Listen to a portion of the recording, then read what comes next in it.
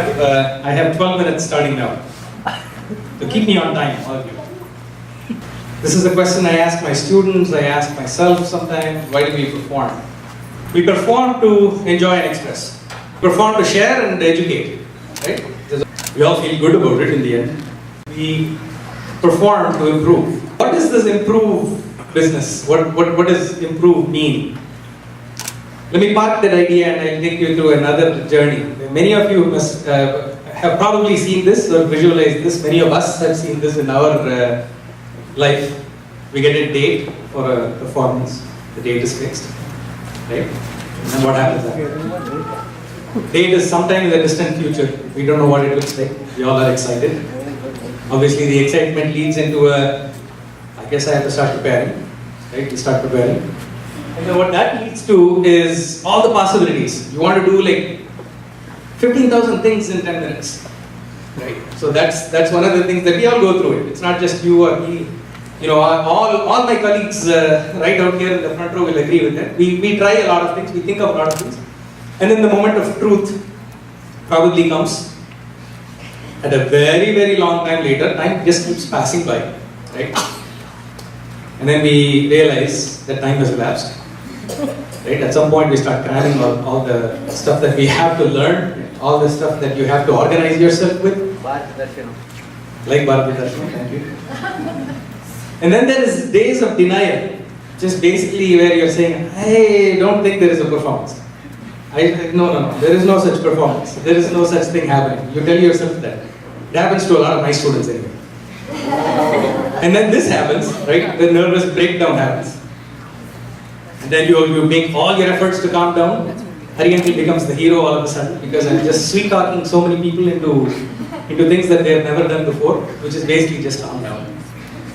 Right? And then it's stage time.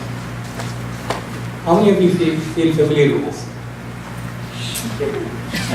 It's natural. It's something everybody has to go through. If you're not putting your hand up, you're lying. Okay, so on stage, once you sit on stage, you have a little bit of stage fright. Some of you do, some of you don't. That's fine. And then it's all over, right? Before you know it, you've learned your content, you know what you want to present, you've run through all your presentation. You don't really know how it went. You don't want to go talk to your teacher about it. You certainly don't want to talk to your parents about it. But you tell yourself, I must do better next time. And then guess what happens? It gets fixed, the whole cycle repeats. Right? That happens to all of us. Anyway, all of you know this. I'm just going to tell you something very simple. You all know this. The only way you can get yourself out of this cycle, break away from this loop that you're in, is practice, keep practicing. Don't wait for a date to happen and then start practice. Right? Keep practicing, and then you'll hit a date. Obviously, somebody hits a date. You already have a few songs on your hand. You already have a capability of planning and practicing and presenting. That is, in some sense, improvement. Right? If you're able to do that, that is one way to look at this. Now, that is just my opinion. So we did this. I requested Padma for your time in just asking you to do 5 clicks of a survey. Many of you obliged. Thank you if you're one of those people. Good obliged. There were 5 questions we asked, and I'm happy to say 99 respondents among students, among all the CCC members who took it, which is actually close to 50%. We're pretty happy about that. I would be really nervous if I had like 90%, 100% participation. I'd be worried at that point. Anyway, this is healthy, right? I have a 50% participation. We asked 5 questions. I'm not going to go over all the survey results, but I'll go over some significant things that I thought will help for us to talk about here. One of the questions was, which of these fit you best? I don't feel nervous at all. I feel nervous before, not during. I feel not nervous before, but during. You know, all these various combinations, I just listed those out. Most of you picked those choices, such that 90% of everybody who answered, so that's close to 90 of you, I suppose. You do feel nervous at some point. Right? All of us pretty much do feel. I'll tell you why I'm saying all of us in just a second. But most of us also enjoy, after we start the concert, we just really get into it, we enjoy it, we have fun, and then at the end of the day, you're thinking, okay, this is great, I want to do this again. All I can tell you is that nervousness may not be a bad thing. From years and years of experience, talking to a lot of other artists, growing up with artists who've been all over the map, I can tell you that, if you use that nervousness, that sense of, I want to do better, if you keep thinking about, maybe I want to do well, if you somehow convert that to, I want to do better, there is a lot of things that you can do here. So you can use it to focus, look for your particular audience. There may be people you are familiar with, people you are singing for particularly, somebody you think will be impressed with what you're singing. Do all that. There is absolutely nothing wrong with any of that.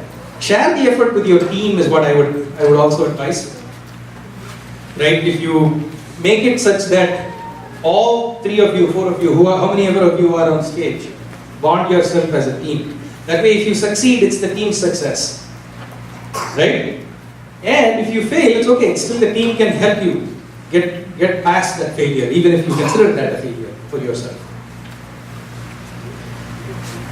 This is what majority of the musicians say. Now I'm not making that up. That's real data from all my colleagues sitting in the front row. Right? We asked them this question, and they came back basically saying everybody feels nervous before, well, about 70% of them anyway. We won't talk about the rest of the 30%. They're just too good for us to talk about. But the rest of the 73% of them or so are actually nervous, but once they start sitting down and singing, they enjoy it. So this is what really happens with experience as well. You probably will always feel nervous, and that's not bad. Don't think that, oh, I'm nervous, so I should never perform again. That's probably not the right attitude for you to work with. Different question here. When you are on stage, which reaction is the most common one? I asked this question for the. I'm never nervous was the first one. My mouth goes dry, my palms get sweaty. Second one. Third one, I feel like this is not what I want to do. Third one is I don't feel any physical change. I'm fine. Maybe a little bit of mental stress, but I'm basically okay. So these were the top picks that you guys picked, and 60% of you basically picked the number 4 category there, which is, I don't see any problems, there is a little bit of stress, maybe a little bit of mental stress, but basically I'm okay, which is great, that's fantastic. But look at the second largest thing that you picked, which is 22% of you thought, my mouth goes dry, my palms are sweaty, I feel queasy, it's totally fine. I'll tell you why it's totally fine. If you were, okay, that didn't come out as well as I thought. But anyway, it's a man who is a caveman who was attacked by a saber-tooth. We were wired like this, right? We were all wired to be to really get out of danger situations. That's when you sense fear. When you sense fear, your essential systems are the only things that are functioning. Your heart starts beating faster, right? Fear is the common thing. And your mouth goes dry, your digestive system is just turning off. You don't need to digest anything at that point. You're not going to eat anything at that point. You're just basically, you're dumbstruck, you're just stopping right there. All other systems shut down. That is the first symptom of fear, right? These symptoms of fear, you have to talk to yourselves about getting out of this, because your audience, that we are all here for you, we want you to succeed. Nobody wants you, you don't have to fear the audience, you don't have to fear the opportunity, because this opportunity is basically for you to succeed. And we are all here only for that reason. Does that make sense? Am I saying something that is absolutely not relevant to you? I'll take that as a no. So with experience, what happens? All my colleagues, the teachers here, they all basically said, my mouth goes dry, I kind of feel nervous and all that stuff. Sort of goes away over a period of time. There's no physical change over a period of time. What happens really on stage is maybe a little bit of mental stress, but that's about it. The only two things that remain are 30% of people basically saying I'm never nervous, and the rest of the 70% of the people basically saying it's fine, it takes every time. But the point really here is, even with time, you may not get over your nervousness before the stage. So what would you rather perform on stage was the question I asked. Do you always perform a new song, or do you want to do something that you're used to doing? You've already sung it a few times and you want to do it there. If you want to pick a new song, you better rehearse it multiple times. Really get it to the point where you've ground it down and you're not thinking about what the next sangati is. As you're singing through it, whether it's got 9 sangatis, 15 sangatis, or 2 sangatis, it doesn't really matter. It just mechanically goes through.